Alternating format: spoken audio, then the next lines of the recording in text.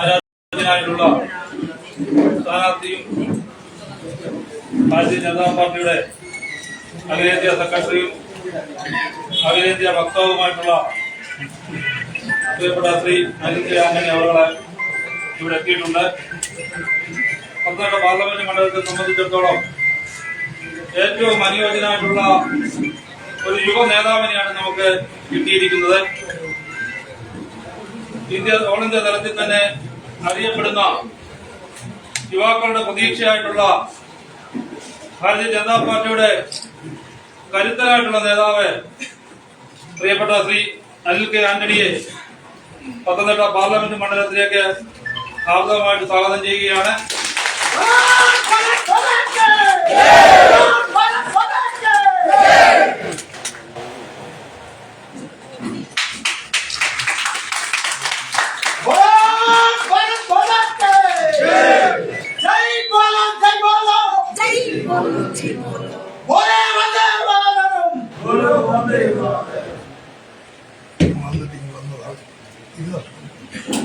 പരിപാടിയിൽ പാർട്ടിയുടെ national council അംഗമായിട്ടുള്ള ശ്രീ വിക്ടർ ടി തോമസ്,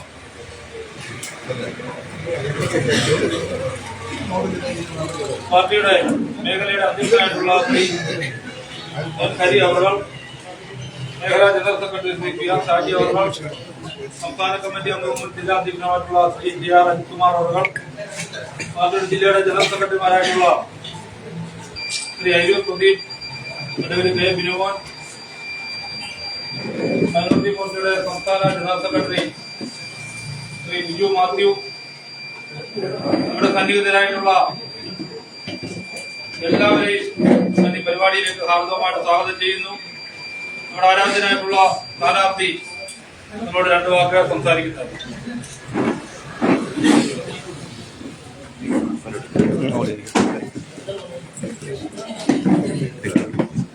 भारत माता की जय, भारत माता की जय.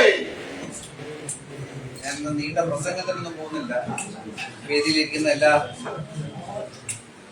സമഗ്രായ നേതാക്കൾ, ശ്രീ സൂരജ്, ശ്രീ ഹരി, ശ്രീ വിക്ടർ തോമസ്, എല്ലാ പ്രിയപ്പെട്ട സഹോദരി സഹോദരന്മാരും,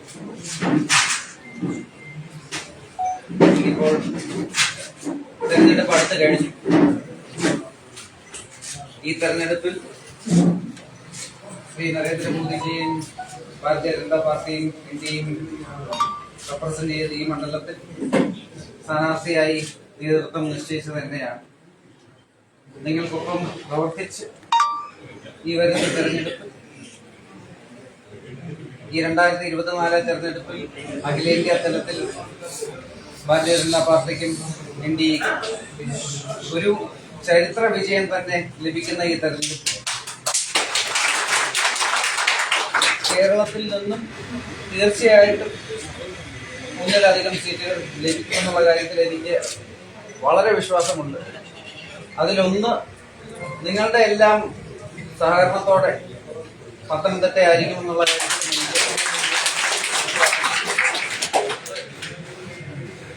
ഞാൻ നേരത്തെ പറഞ്ഞ പോലെ ഇനി വരുന്ന ദിവസങ്ങളിലെല്ലാം നിങ്ങളോടൊപ്പം പ്രവർത്തിച്ച് ഒരുപാട് കാര്യങ്ങൾ നമ്മൾക്കിവിടെ ചെയ്യാനുണ്ട്.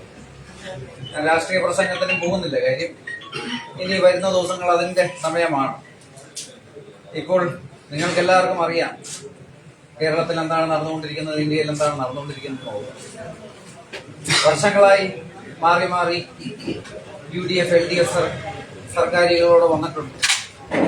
ഒരുപാട് നാളായി ഇവിടെ ഒരു UDF സ്ഥാനാർത്ഥിയുണ്ട്. LDF UDF മാത്രമേ ഈ മണ്ഡലത്തിൽ ജയിച്ചിട്ടുള്ളൂ. പക്ഷേ കഴിഞ്ഞ 10 വർഷമായി ശ്രീ നരേന്ദ്രമോദിജി ഭാരതത്തെ നയിക്കാൻ തുടങ്ങിയതിനു ശേഷം ഇന്ത്യ മുന്നോട്ട് പോകുമ്പോൾ ഓരോ ദിവസവും കേരളം പിന്നോട്ട് പോകുന്ന ഒരു സാഹചര്യമാണ് ഉണ്ടാകുന്നത്. ഇവിടെ പത്തനംതിട്ട പോലെയുള്ള ഈ സ്ഥലത്ത് ഇവിടുത്തെ ജനങ്ങൾക്ക് ഒരുപാട് വിഷയങ്ങളുണ്ട്, പ്രശ്നങ്ങളുണ്ട്. ഇവിടുത്തെ പ്രധാനപ്പെട്ട എല്ലാ ജനവിഭാഗങ്ങളും, ഇവിടുത്തെ യുവതി യുവാക്കളായാലും ഇവിടുത്തെ കർഷക സമൂഹമായാലും ഇവിടുത്തെ മഹിളകളായാലും ഇവിടുത്തെ പാവപ്പെട്ടവരായാലും സാധാരണക്കാരായാലും ഇവർക്ക് എല്ലാവർക്കും ഒരുപാട് പ്രശ്നങ്ങളുണ്ട്. ഇപ്പോൾ ശ്രീ നരേന്ദ്രമോദിജി എന്ന ഒരു ജനറേഷണൽ നേതാവ്, അദ്ദേഹം ഇപ്പോൾ വളരെ വ്യക്തമായി പറഞ്ഞിട്ടുണ്ട്. അദ്ദേഹത്തിന്റെ ഇന്നത്തെ കാഴ്ചപ്പാട് അടുത്ത 3 വർഷത്തിൽ ഇന്ത്യയെ ഒരു ലോകത്തിലെ 3ാമത്തെ ഏറ്റവും വലിയ സാമ്പത്തിക ശക്തിയായി മാറ്റും.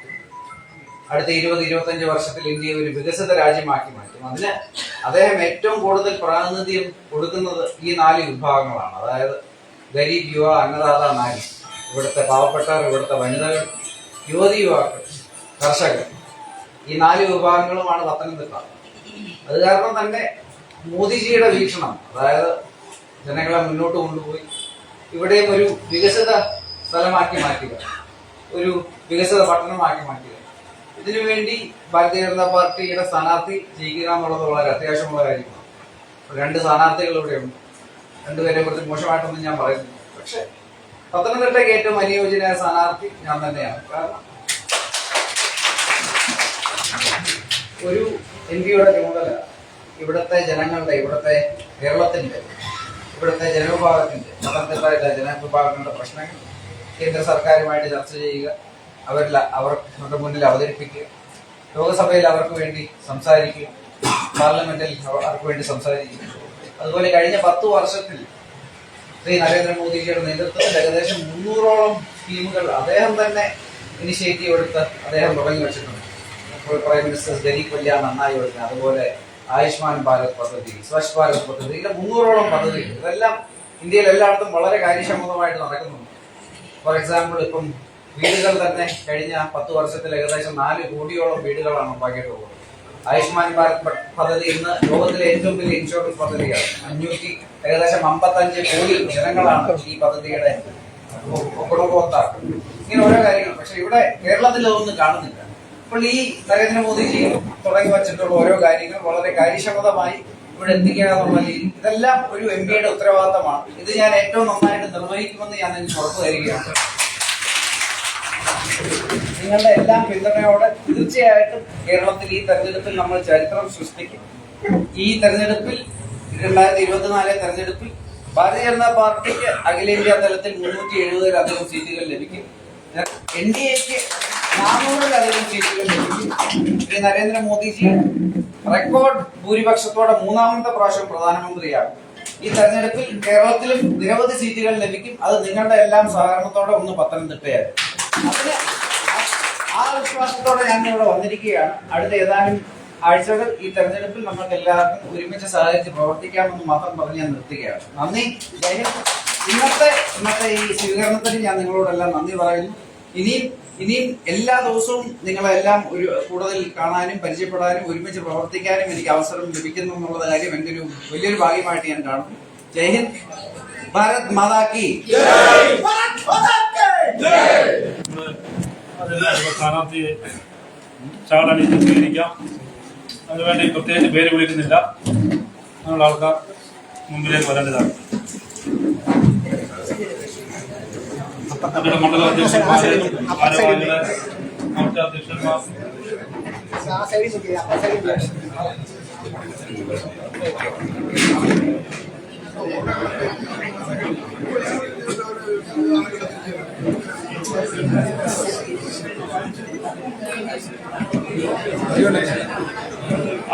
സ്വീകരിക്കേണ്ടവര് മുമ്പിലോട്ട് വരേണ്ടതായിട്ടുണ്ട്. മണ്ഡല അധ്യക്ഷൻ ശ്രീ ജലന്തോ, ആലപ്പുഴയുടെ മണ്ഡല അധ്യക്ഷ ശ്രീമതി ദീപാലി നായർ, കോന്നി മണ്ഡലത്തിന്റെ അധ്യക്ഷൻ ശ്രീ രഞ്ജിത്ത് മാളിയങ്കൽ, യുവമോർച്ചയുടെ ജില്ലാ അധ്യക്ഷൻ ശ്രീ നിതിൻ ശിവ, കിസാൻ മോർച്ചയുടെ ജില്ലയുടെ ജനറൽ സെക്രട്ടറി ശ്രീ സുരേഷ്, സംസ്ഥാന സെക്രട്ടറി ശ്രീ സുരേഷ് ഓടയ്ക്കൽ, പാർട്ടി ജില്ലാ കമ്മിറ്റി അംഗം ശ്രീ എം രവി, മനോജ് മോർച്ച ജില്ലാ ഉപാധ്യക്ഷൻ മഹിളാ മോർച്ചയുടെ ജില്ലാ അധ്യക്ഷ ശ്രീമതി ചന്ദ്രലേഖ, OBC മോർച്ചയുടെ ജില്ലാ അധ്യക്ഷൻ ശ്രീ MS മുരളി, പാർട്ടിയുടെ ജില്ലാ കമ്മിറ്റിയുടെ ഉപാധ്യക്ഷ ശ്രീമതി മഞ്ജു പ്രസാദ്, പാർട്ടി ജില്ലാ കമ്മിറ്റി അംഗം ശ്രീമതി സുധന്യ സതീഷ്, ജില്ലാ കമ്മിറ്റി അംഗം ശ്രീമതി ബിന്ദു ഹരികുമാർ, മൈനോറിറ്റി മോർച്ചയുടെ ജില്ലാ സെക്രട്ടറി ശ്രീ സീത ജോർജ്, മൈനോറിറ്റി മോർച്ചയുടെ ജില്ലാ അധ്യക്ഷൻ ശ്രീ ബിനോയ് മാത്യു, പാർട്ടിയുടെ ജില്ലാ മണ്ഡലത്തിന്റെ അധ്യക്ഷൻ ശ്രീ ജയന്തി മയ്യപ്പ,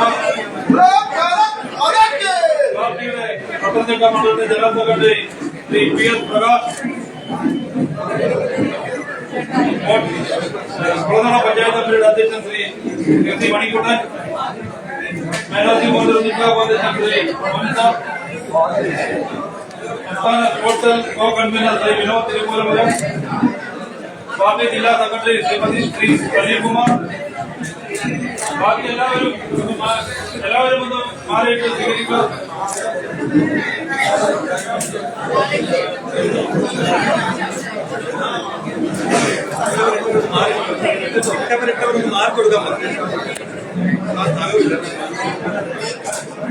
സ്വീകരിച്ചവര് സീറ്റുകളിലേക്ക് മാറണം. ആ ഇട്ടവരിട്ടവരൊന്ന് അങ്ങോട്ട് നിൽക്കണേ.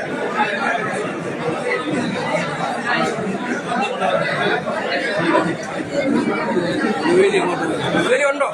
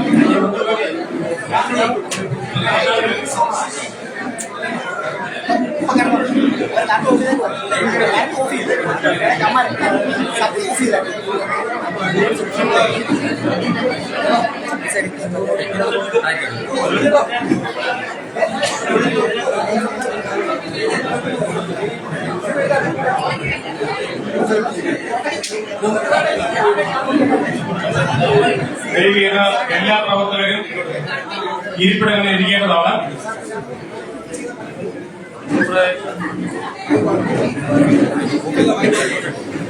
നമ്മുടെ പരിപാടി അവസാനിക്കുകയാണ്. അദ്ദേഹത്തിന്റെ തിരുവനന്തപുരം പരിപാടി സംബന്ധിച്ച കാര്യങ്ങൾ നാളെ മുതൽ അറിയിക്കുന്നതാണ്. പരിപാടിയിൽ പങ്കെടുത്ത എല്ലാവർക്കും ഒരിക്കൽ കൂടി നന്ദി രേഖപ്പെടുത്തുന്നു. വന്ദേ മാതരം.